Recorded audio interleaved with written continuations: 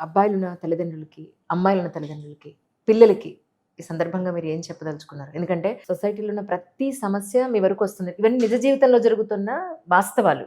అవును. సో, దాన్ని దృష్టిలో పెట్టుకొని ఏదైనా ఒక మంచి వర్డ్ అండ్ పెద్దల మాట చదువుముట అంటారు కాబట్టి సో, దాని గురించి అడుగుతున్నాను. తల్లిదండ్రులందరికీ ఇది. మగపిల్లల తల్లిదండ్రుల, ఆడపిల్లల తల్లిదండ్రుల అనేది కాదు. మనం పిల్లల్ని పెంచుతున్నప్పుడు కాస్త వాల్యూస్తో పెంచుదాం. రామాయణము, మహాభారతం గురించి మనం పదే పదే మాట్లాడుతున్నాము. కానీ ఎంతమంది ఇళ్ళలో రామాయణము, మహాభారతం ఉంది? నా వరకే తీసుకుంటే నా ఇంట్లో నేను మహాభారతము, రామాయణం ఉందా? ఉన్నా ఎవరు చదువుతున్నారండి? పుస్తకం అది మూల ఉంటుంది తప్ప ఎవరు తీయట్లేదు, ఎవరు చదవట్లేదు. కానీ మన దగ్గర పుస్తకం ఉన్నా లేకపోయినా కానీ స్కూల్స్లో కూడా నాకు తెలిసి కాస్త వీటి గురించి చెప్పాల్సినటువంటి అవసరం ఉన్నది.